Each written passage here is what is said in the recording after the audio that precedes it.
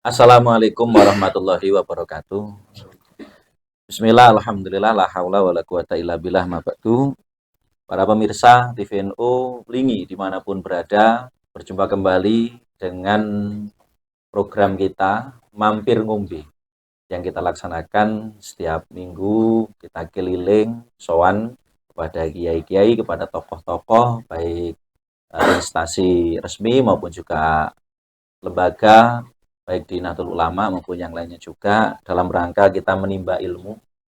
Tidak hanya mampir ngombe secara pengertian aslinya kita ngopi atau ngeteh atau minum bersama, tapi juga kita mencicip daripada ilmu-ilmu tokoh-tokoh kita.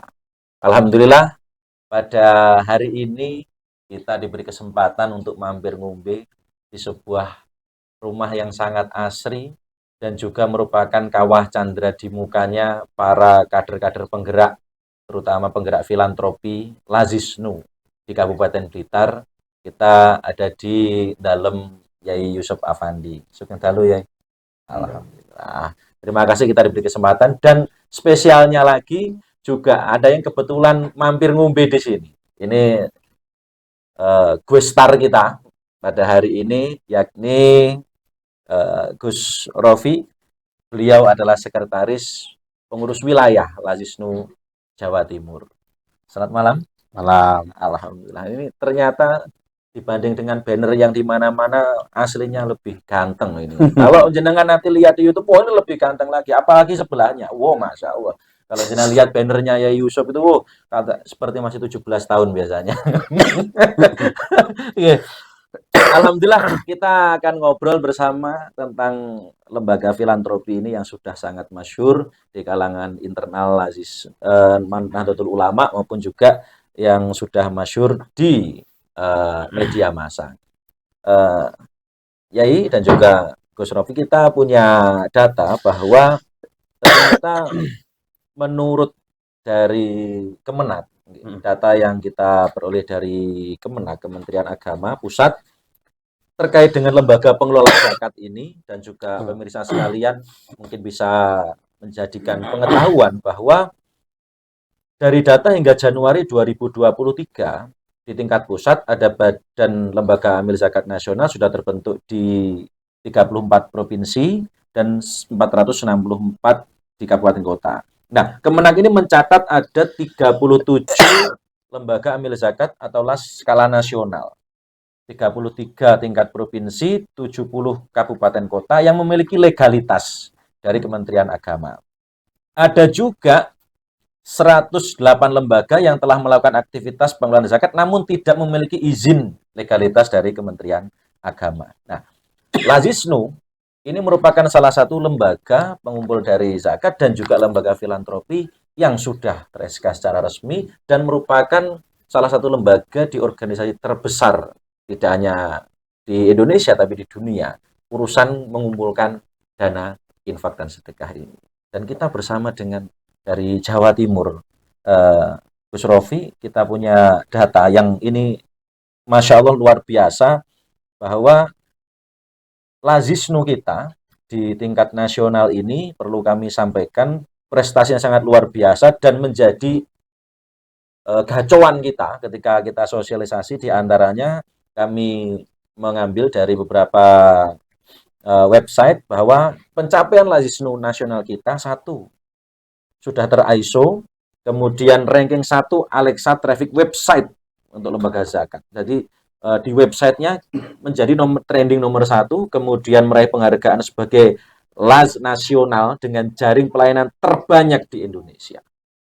Kemudian mendapatkan predikat wajar tanpa pengecualian atau WTP dari kantor akuntan publik untuk laporan keuangan. Nah, ini sangat luar biasa. Ini kita ada Ya Yusuf dan juga Gus Rofi. Prestasi Lazisnu di tingkat nasional juga merupakan sumbangsih dari terutama di Jawa Timur. Ya. Bagaimana? Oke, terima kasih pada TVNU Wulingi yang sudah membersamai kita, kemudian memberikan beberapa tadi presentasi yang sangat cukup luar biasa. Penyampaian-penyampaiannya memang Lajnu merupakan lembaga amil zakat Nahdlatul Ulama yang merupakan las nasional. Ada dari tingkat PB, pusat, ada tingkat PW, tingkat cabang, MWC, ranting. Tentu prestasi yang diperoleh oleh Lajnu PBNU itu pasti ada peran dari Lajnu tingkat wilayah, tingkat cabang, tingkat kecamatan, bahkan sampai tingkat ranting. Karena satu-satunya las yang ada di Indonesia ini yang memiliki struktur hingga tingkat ranting hanya Lajnu. Di las lain tidak ada. Maka Lajnu ini merupakan las yang di bawah koordinasi, yang di bawah naungan Nahdlatul Ulama. Tentu strukturnya mulai dari pusat sampai ke tingkat desa. Ini merupakan satu kesatuan yang sangat mensupport segala kegiatan, segala bentuk program yang ditelorkan oleh Lajnu PBNU. Maka melalui Lajnu wilayah, Lajnu cabang, MWC, kemudian ranting, memiliki support yang sama untuk menggerakkan filantropi di Nahdlatul Ulama. Jadi begitu. Dari data yang kami dapatkan melalui Instagram dari Lajnu Jawa Timur, untuk penerimaan ZIS Ramadan 1444 Hijriah kemarin, April 13 Mei 2023 ini, Jawa Timur berhasil mengumpulkan zakat malnya itu sekitar 10 miliar. Okay. Kemudian zakat fitrahnya 119 miliar. Untuk fidyah, infak atau sedekahnya 8,9 miliar. Akumulasi totalnya sekitar 139 miliar. Oke. Ya, itu merupakan dari jeripayah teman-teman yang ada di bawah. PW hanya sifatnya kolektif data. Jadi kami melakukan konsolidasi organisasi untuk mencapai sebuah laporan keuangan yang memang itu real terjadi di lapangan. Misalnya, Lajnu Jatim mengkoordinir 44 cabang yang ada di Jawa Timur. Kemudian Lajnu di tingkat cabang mengkoordinir MWC mengkoordinir ranting-ranting. Jadi perolehan 140 atau 130 sekian miliar itu hasil dari akumulasi teman-teman yang ada di ranting. Nah, inilah kemudian yang menjadikan kekuatan bagi Lajnu secara nasional, bahwasanya kita mampu. Kalau andaikan PW melaporkan sendiri, kemudian cabang melaporkan sendiri tanpa adanya akumulasi, saya yakin tidak akan sebesar itu, karena berjalannya sendiri-sendiri. Kalau kita berjalan bersama, meskipun itu kecil, tapi akan terlihat besar kalau sudah terakumulasi. Nah, angka 130 miliar sekian itu merupakan kerja keras dari teman-teman, dari sahabat filantropi yang ada di tingkat ranting. Tentu itu di bawah koordinasi, di bawah binaan tingkat MWC di bawah binaan tingkat cabang. Jadi itu adalah akumulasi dari seluruh tingkat di Jawa Timur. Mungkin itu merupakan satu-satunya, ini saya berani mengklaim, karena di wilayah lain belum bisa mengkoordinir Lajnu di tingkat wilayah, sehingga terjadilah akumulasi yang sangat menarik. Contoh di Jawa Tengah. Jawa Tengah itu gerakannya luar biasa, tapi belum mampu mengkonsolidasikan cabang-cabang. Nah, Jawa Timur, alhamdulillah kita diberikan kemudahan untuk melakukan konsolidasi, termasuk silaturahmi, kemudian pemberdayaan program, pendistribusian program. Kami di wilayah sudah punya komitmen, semua program yang ada di Jawa Timur pasti kita turunkan. Tidak mungkin Lajnu Jawa Timur menghandle program itu sendiri. Contoh misalkan program kacamata. Lajnu Jawa Timur mempunyai program kacamata bekerjasama dengan IROPIN, Ikatan Optometris Indonesia Jawa Timur, membagikan 16.000 kacamata secara gratis kepada siswa dan santri seluruh Jawa Timur. Nah, ini kok dihandle PW saja, Jatim saja, ini nggak mampu. Makanya kita turunkan program itu kepada cabang-cabang.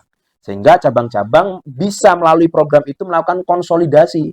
baik di tingkat MWC, bahkan di tingkat ranting, bahkan bisa menyentuh semua aspek, bisa nyentuh LKNU, bisa nyentuh TPQ, bisa nyentuh lembaga takmir masjid, dan lain sebagainya. Karena program itu harus kita kolaborasikan dan kita sinergikan. Begitu. Kalau kita lihat dari catatan di kami mulai tahun 2018 hingga sekarang, tahun 2019 itu 4,6 miliar, kemudian 2020 6,3, 2021 9,3, 2022 12,5. Sekarang melonjaknya begitu begitu pesat. Ini apakah ada gerakan-gerakan khusus atau mungkin trik-trik khusus atau brandingnya bagaimana untuk yang di Ya, Jawa Timur? oke. Kami diamanai oleh Kiai Marzuki untuk memegang Laisnu tahun 2019. Nah, namun di tahun 2018 itu kita sudah punya data dari kepengurusan yang lalu. Kepengurusan yang lalu itu kalau nggak salah dapat 4,6 miliar tahun 18. Kemudian 19, 2000, 21, 22 yang mencapai angka 12,4 miliar. Nah, capaian itu tentu hasil kerja keras dari semua tim pengurus, terutama di bawah komando Gus Afif Amrullah yang menjadi ketua Lajisnu yang mampu mengomandoi para manajer-manajernya, para stakeholder yang ada di bawahnya.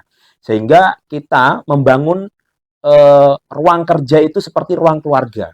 Tidak ada sekat antara manajer dengan pengurus, antara pengurus dengan anggota, manajer dengan anggota, ini tidak ada sekat. Semuanya adalah keluarga. Nah, ketika sudah terjadi kekeluargaan yang terjadi di wilayah, tidak ada ruang kerja tapi ada ruang keluarga, maka di situ menimbulkan motivasi tersendiri untuk melakukan gerak langkah fundraising, untuk melakukan gerak langkah program, yang mana program-program itu pasti menyentuh kepada kaum duafa, menyentuh kepada mereka yang membutuhkan. Sehingga traffic yang ada di Lajisnu Jawa Timur itu terus naik. Itu laporan Lajisnu Jawa Timur ya, bukan Lajisnu se-Jawa Timur. Tapi itu khusus Lajisnu Jawa Timur tahun 2012, tahun 2013, 2022 kita berhasil memperoleh sekitar 12,4 miliar. Nah, di tahun 2023 ini, waktu kami rapat kerja, menentukan rancangan anggaran dan belanja Lajisnu di akhir tahun 2022 kemarin, Ketua Lajisnu mentargetkan perolehan Lajisnu Jawa Timur itu 15 miliar. 15 miliar. 15 miliar. Karena trafficnya harus naik. Kalau ini nggak naik, kalau anjlok ini bahaya. Kan gitu. Jadi kita itu kalau bisa harus naik. Sekuat mungkin kita harus naik. Makanya kemarin itu tahun 2022 sebenarnya itu targetnya 10 miliar, tapi alhamdulillah mendapatkan perolehan 12,4 miliar. Itu dari mana triknya? Nah, ini yang harus saya bagikan. Yang pertama kita harus melakukan merawat muzaki. Bagaimana muzaki yang sudah infak ke kita merasa diperhatikan. Paling enggak Lajisnu Jawa Timur itu setiap pagi selalu menyapa muzaki. Setiap pagi kita broadcast mereka, kita tawarkan program-program misalkan sedekah subuh, sedekah Jumat, kemudian sedekah daging yang hari ini besok ini akan Idul Adha. Kemudian kita tawarkan program-program lainnya yang sekiranya menjadi kebutuhan para muzaki untuk menyalurkannya. Misalkan ada muzaki yang kebetulan ingin menyalurkan hartanya kepada pesantren yang ada di pelosok. Ya kita sampaikan. Nah, ini cara merawat muzaki. Yang kedua adalah cara melayani mustahik. Jangan sampai mustahik ini gelo. Misalkan ada orang minta bantuan, kemudian kita langsung tolak begitu saja, enggak. Tapi kita berikan pemahaman. Bu, Bapak, ini nanti akan kita pertimbangkan. Kalau nanti ini ada program, kita akan distribusikan. Kalau tidak ada, kami mohon maaf. Atau nanti kita carikan.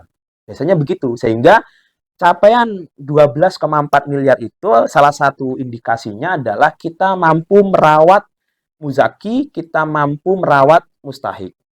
Menyapa muzaki, merawat mustahik. Ini salah satu caranya. Yang kedua adalah konsolidasi dengan CSR dengan perusahaan-perusahaan agar bisa mengeluarkan CSR-nya pada Lajisnu. Nah, bagaimana perusahaan mengeluarkan CSR pada Lajisnu ini? Maka kita harus membangun kepercayaan. Kepercayaan yang kita bangun melalui akuntan publik. Ya, kita melaporkan keuangan itu melalui Instagram, kita melaporkan keuangan itu melalui broadcast, kita melaporkan keuangan itu melalui media cetak, media online. Jadi semua para muzaki itu melihat langsung. Oh, ternyata pelannya segini. Oh, didistribusikan segini. Sisanya begini. Nanti untuk tahun ini segini dan sebagainya. Sehingga itu bisa membangun kepercayaan muzaki atau membangun kepercayaan CSR atau perusahaan. Nah, misalkan ada salah satu perusahaan yang minta dia mau memberikan CSR dengan catatan nanti bantuannya harus didistribusikan ke sini. Nah, itu kita lakukan. Misalkan kayak kemarin kita dapat zakat dari Pertamina.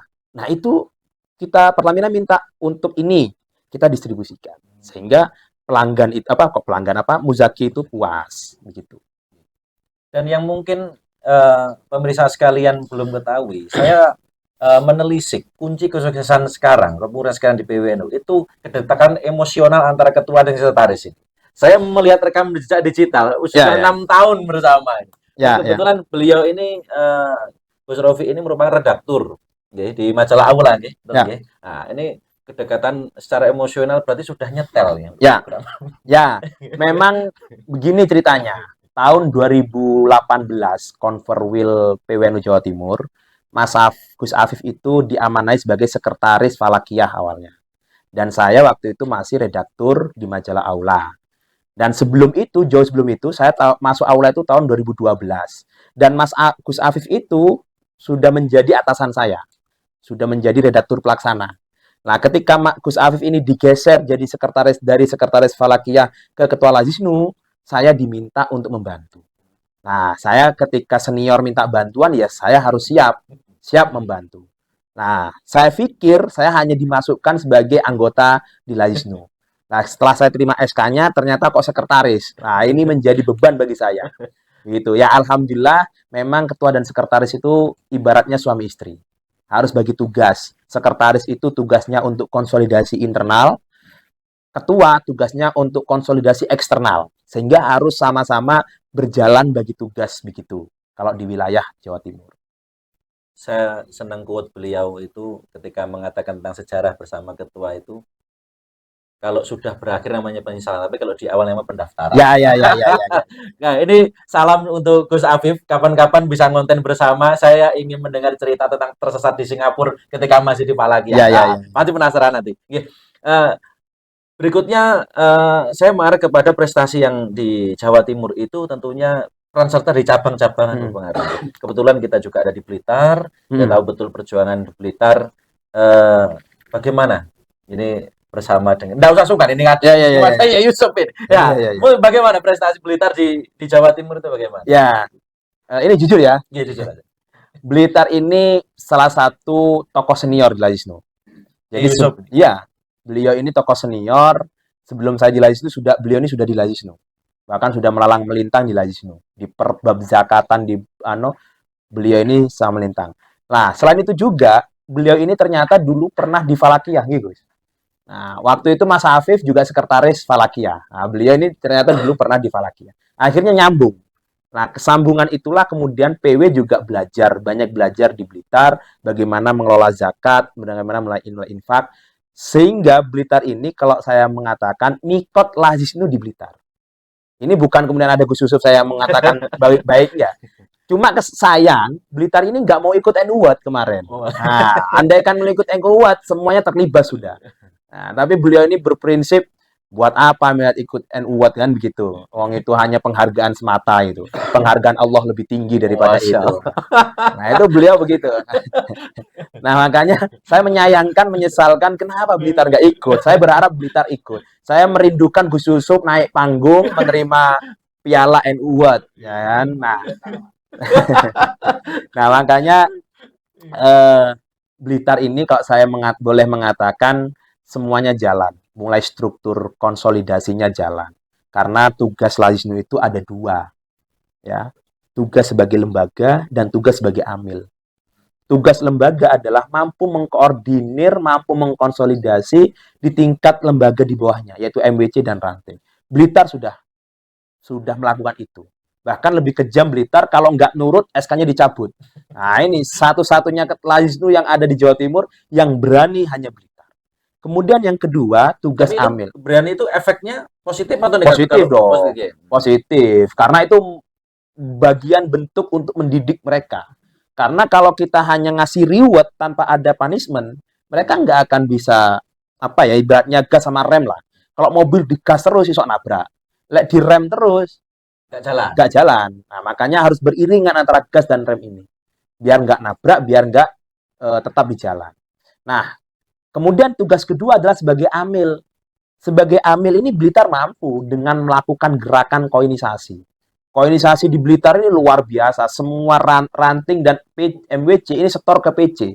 Kemudian PC melakukan melakukan konsolidasi, melakukan brainstorming kepada MWC ataupun ranting-ranting. Kalau ingin mengadakan kegiatan harus minta ke cabang dengan mengirimkan proposal dan sebagainya, surat penawaran sebagainya. Itu sudah administratif banget begitu. Nah, Lazisnu Blitar ini kalau boleh saya mengatakan, meskipun bukan di depannya Gus Yusuf ini ya, meskipun di belakang Gus Yusuf, saya tetap mengatakan Blitar ini mikot dari gerakan Lazisnu.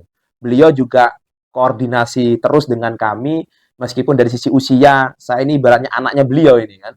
Saya kelahiran 91, nggak tahu beliau ini kayaknya sudah.